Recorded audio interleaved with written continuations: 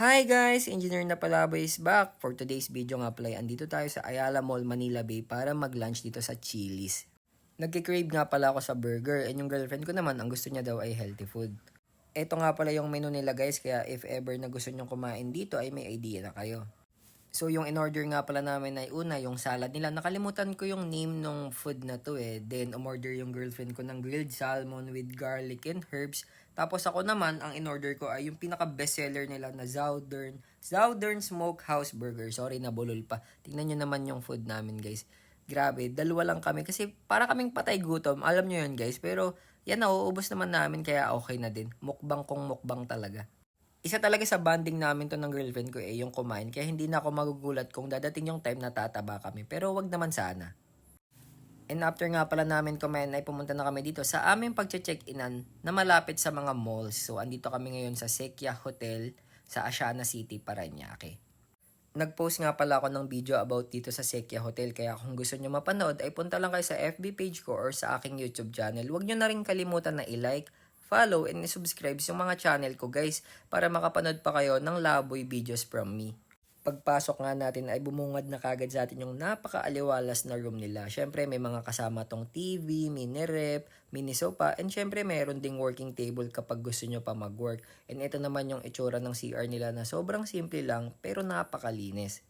And sobrang affordable pa yung per night nila kaya sulit na sulit talaga pag nag-check-in kayo dito. And after nga pala namin mag-ayos ng gamit ay pumunta na kaagad kami dito sa kanilang pool. Grabe guys, ang laki ng pool nila at sobrang swerte pa dahil walang naliligo. And ito nga pala yung pool view nila guys. Grabe, ang ganda. Ang lapit niya sa mga mall like sa Parcal, sa Ayala Mall Manila Bay and sa COD. Kaya sobrang convenient talaga ng hotel na to. And nag-swimming na nga din pala kami guys, grabe, sobrang lamig ng tubig. And after namin mag-swimming guys, ay naglakad na kami papunta sa Parcal para mag-dinner. Sobrang lapit lang nito guys, tatawid lang kayo, I think mga 5 minutes lang kaming naglakad. And tadan, dito na kami sa Parcal guys, grabe, ang ganda. Sobrang ganda ng mga lightning nila guys. Ang ganda pumunta dito guys kasi hindi sobrang daming tao, hindi siya crowded kasi bago-bago pa lang naman nagawa yung Parcal. Pero ang dami ng bukas na mga store, mga resto, and kung ano-ano pa. So eto nga pala yung itsura ng Parcal guys para kapag gusto nyo pumunta ay meron na kayong idea. Meron din silang parang park ba tawag dito or malaking space lang if ever na gusto nyo magbanding kasama yung mga anak nyo or mga jowa nyo or mga pamilya nyo. Naiinip na ata yung girlfriend ko kasi ang tagal ko daw kasi gutom na daw siya. Kaya tara, samahan nyo na kaming umakyat at humanap ng makakainan. And this is the view from the second floor. Grabe guys, sobrang ganda.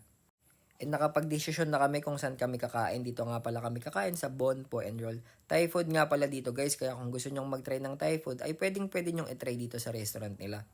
Ito nga pala yung itsura ng loob ng resto nila. Grabe guys, sobrang ganda at sobrang daming kumakain. Ibig sabihin, masarap talaga dito. Tamang sipi-sipi lang si Bebe Girl habang nagiintay ng food. And eto na nga, dumating na yung order namin. Guys, yung in-order nga pala namin ay yung house special para sa GF ko. Then umorder ako ng grilled pork chop. And syempre, umorder din kami ng spring roll. Grabe guys, sobrang sarap ng food nila. And hindi siya pricey guys ha. Alam ko yung order ko around 350 pesos lang yun. Pero grabe, ang daming serving guys. Kaya busog na busog talaga ako niyan. And sobrang sarap niya talaga guys, as in. Talagang babalik at babalikan ko to. And pag bumalik ako dito guys, ay isasama ko yung family ko para matry nila kumain dito sa Thai food. Recommended talaga tong resto nila guys. After nga pala namin kumain, ay pumunta kami dito sa Damacha, Tokyo.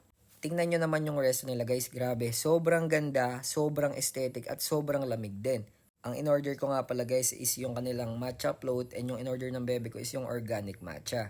And pumunta na rin nga pala kami dito sa COD. Bawal na kasi mag-video sa loob guys kaya yun lang, follow for more!